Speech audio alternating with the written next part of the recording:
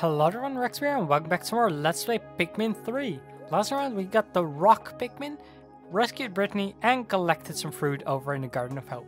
Today we're gonna go land back in the Garden of Hope, because there's a strange signal coming from here that we need to investigate, and there's probably some more fruit to collect as well. So that's going to be our goal for today, to investigate that strange signal that was over here. Now you can skip the opening scene as you land. I might start doing that eventually. First of all, we're going to go ahead and collect our Pikmin. Now there is, if you hold Z, you can just select all of the Pikmin and it will auto take out even amounts of every color. Until, you know, because we have more reds, it took out more reds, but it will start taking them out at equal group. So that's quite nice actually. You can use that to your advantage.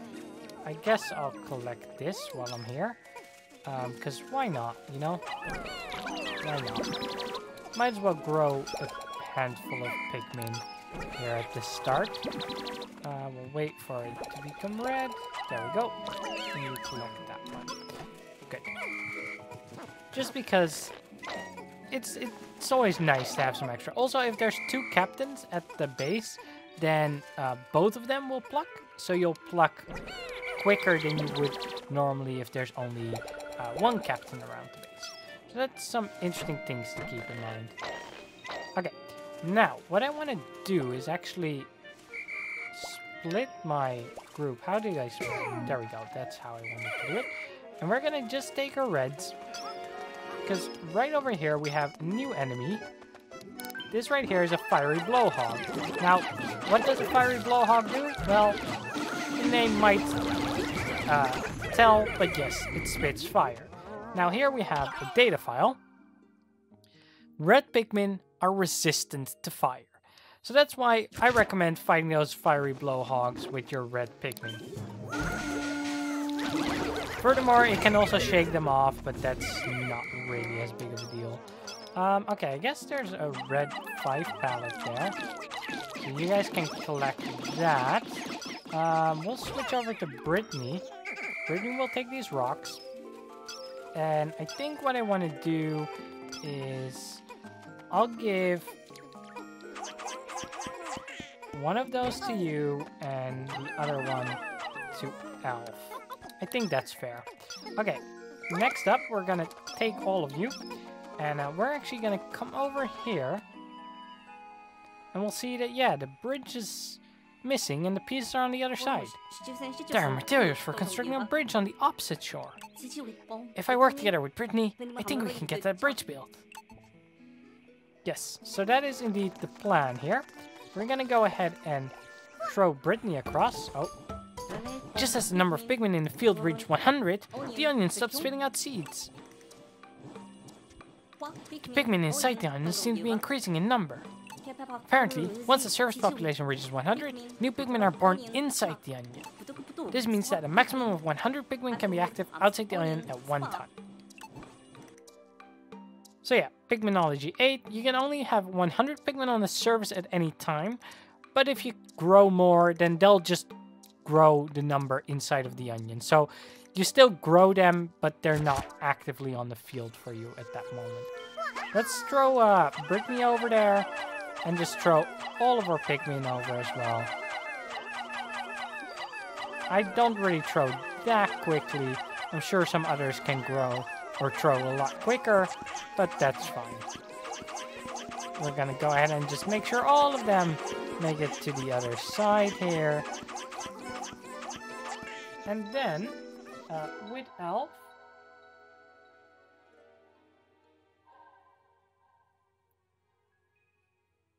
we'll have him go back to base so he can start getting that. So first of all, I always forget how to control if I haven't played in a while. Let's go ahead and have you guys grab that pile. Hopefully, Alf will just start plucking the Pikmin that are there. I'm not sure if he will do that on his own or not, but I'm kind of hoping. Oh no, I kind of wanted you to charge that. Okay, there we go. That should collect all of them. And you guys over here can now start taking down this wall. we'll see. Did you pluck them? Yeah, you did, I think. Any that were not yet plucked. Okay. And right in time, the bridge is now built. And we can now group back up with Brittany. Pikmin are kind of slow. Come on, guys. Oh. So the signal is coming from beyond here? I think I accidentally called you guys off. Yeah, didn't mean to do that. Just all of you go at it. There we go. And now we have our army of 100 Pikmin. We're gonna march up to that signal. And right before we get there, there's another data file on our path. Huh? Looks like there's a data file here too. Well, let's pick it up. Olimar's diary number 3. It's tough to say how many days I've been on this planet. I hope everyone back on Hooktate is doing well. I'll have to smuggle back some treasure in my pocket to give to my son as a souvenir. Hooktate? I think that's near Kopai. If I recall correctly, it's a planet populated by treasure-loving vegetable eaters. Did they come all this way to hunt for treasure? This Olimar fellow seems pretty devoted to his family. Yeah, that Olimar fellow sure does seem devoted to his family, doesn't he? Oh well, I'm sure he's fine. Anyway, we're now going in this cave, and seems awfully empty. Uh-oh. I don't like the ceiling falling down. And look at that thing. That's a little bit bigger than your usual enemies. This thing is the Armored Mawdad, and it's our first boss fight. What we want to do is throw rock Pikmin at the hard casing on it, and then once we have done that, then we can actually hurt it. So let's go ahead and target you now, and have all of you latch on. We'll do a bunch of damage, and whenever he has like 1 HP left, you will automatically get shaken off. So there's no way you can kill him in one go, unfortunately. Okay, where is he? I don't know where he is. Okay, there he is. He's gonna come charging at us. So we want to rush to the side. Oh, he took a lot of us. But as long as we kill him before he eats anything, we're good. Whew. So that is the best way to do it. You just rush his tail with a large group, and then you pretty much kill him in one go, outside of like his last hit point, but that's easy to take down. So this was giving off that signal. But what does this mean for the captain's whereabouts? I guess for now we should take this back to the Drake for analysis. I think it might be of some use to us. Yeah, I think so too. So actually, I will take a moment to look at my Pikmin numbers. So I have a total of 70 reds and 48 rocks. So I think the reds can take back this. I'll have the rocks take back the boss body.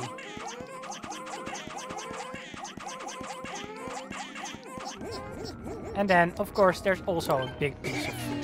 So the rest of you can pretty much carry that. Okay, I don't really care about the rest. There are a few data files in here as well. So we'll just pick them up just for sake of picking them up. We have the Armored Mawdad 1. Its exoskeleton is made of crystal. Use rock Pikmin to smash it. And you can smash every bit of its body, but I recommend smashing the tail because that works the best in my experience. Okay. And then there should be another data file around. Is it if we smash some of these things? I know there is one around. Did I hear it? Oh yeah, there it is. Armored Mawdad 2. It's soft on the inside, so then any kind of Pikmin can hurt it, and you're all good. Okay, I don't think there's actually anything else over here, so at this point, we're just gonna go ahead and have everyone go back to base now. So you can go with your army, and we'll have Alf walk solo. Brittany can just bring the rest of the guys with them. And we can actually see them carrying it down here, down this path. You will notice that the numbers over the boss are gray. That's because rock Pikmin are carrying them back. So they'll match the color of which Pikmin they're gonna grow. If the numbers are like the blue like that you saw on the phone, and the other thing, it's an object that doesn't grow more Pikmin. So fruits, or in this case the telephone, those can't sprout more Pikmin, so they're just yeah, normal color, or that blue color. Anyway, we have some more data files to find around this area. Pikminology number 5.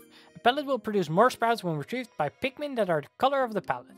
So yeah, I've explained this previously, but yeah, if we had brought the red 5 pellet back with, for example, our rocks, we wouldn't have grown as many Pikmin as we did now that we brought it back with our reds. There's a pellet in the, or a data file in the water as well. Red Pikmin are good fighters, which is true. Red Pikmin have the highest damage output of any Pikmin when just, you know, going to a fight normally. If you throw rock Pikmin, I think rock Pikmin might do more, but I'm not 100% sure.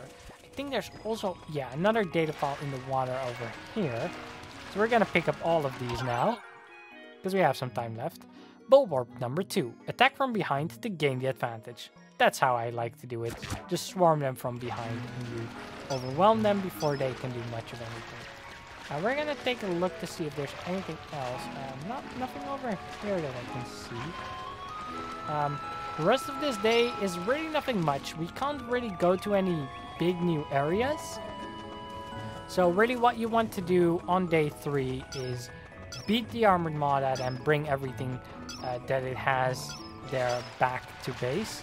And if you can do that, then I would say it's a successful day number 3. Okay, recovering.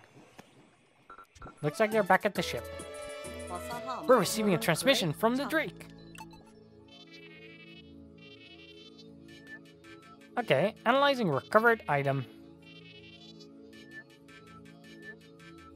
Analysis complete. Data glutton. An ancient communications device used on this planet. It contains technology unknown to Kopai and is emitting a signal even now. If I integrate this device into the Drake's communication system, I should be able to boost her signal strength. Looks like it's going to be an all-nighter for me.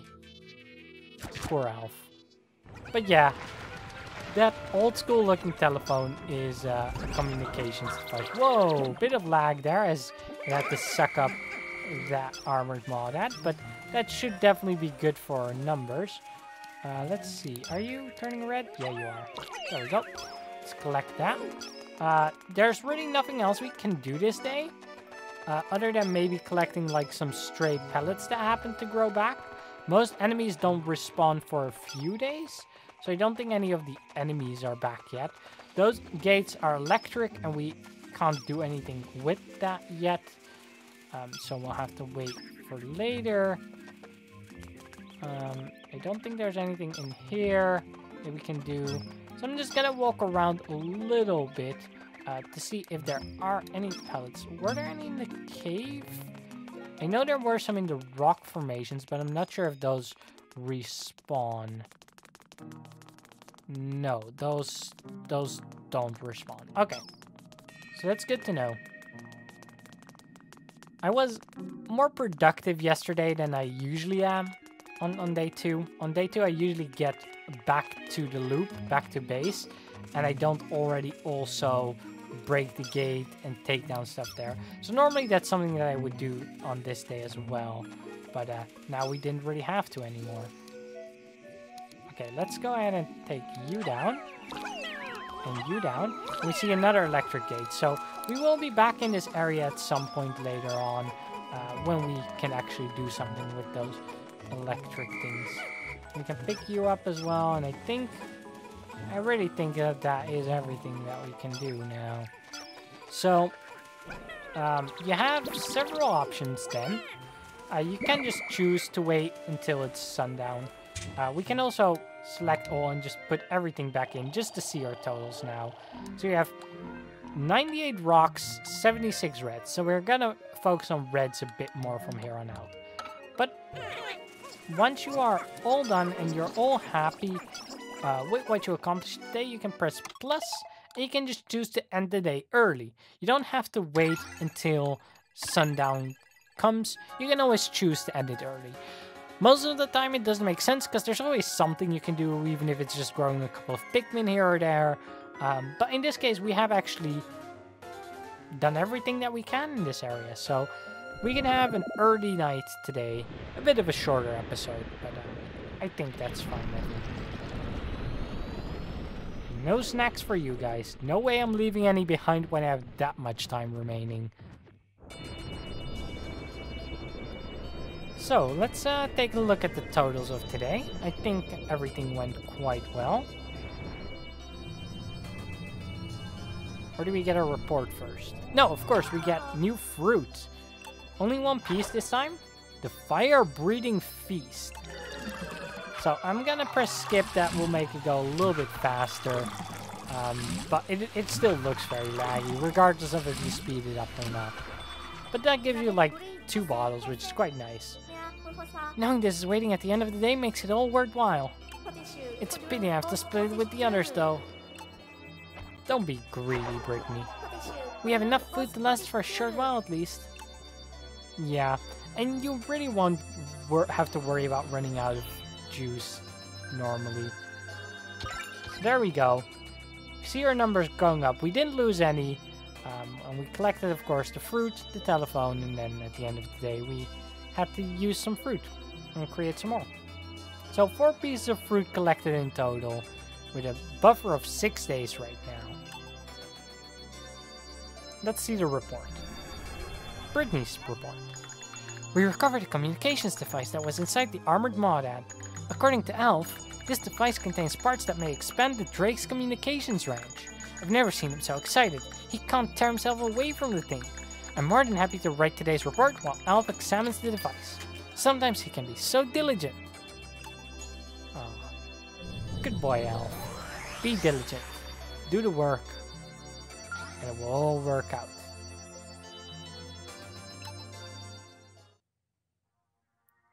And that will, of course, bring us into exploration day 4 now. Let's zoom back in on the ship. And because we have increased our signal, we now have a new area, the distant tundra. You get a few snapshots there to give you an idea of what's going to be around there. Good work, Elf. You've really expanded our receiver range. There's an unknown signal coming from over there. A food type signal? Then what are we waiting for? No, I don't think that's it. I've got a feeling that this time the signal really is coming from the captain. Let's go and see. Well, we will have to see, but first, let's talk. So, the data file we found recently was created by someone from Hokatade? That's right. Apparently, Hokatatians are vegetarians and eat nothing but vegetables. They're famous for their Pikmin brand carrots. I tried them once, but they were utterly revolting. You ate vegetables? I can't believe it. I did it in the name of science, but I don't think vegetables are really suited to the Kopite palate. Still, if we could learn to like them, in the future we might not have to come all this way across the galaxy just to find food. Yeah, maybe be a bit less picky eaters and you won't have to do intergalactic travel to prevent starvation. Anyway, that will do it for today's episode. Next time we're going to the distant tundra. See you guys then.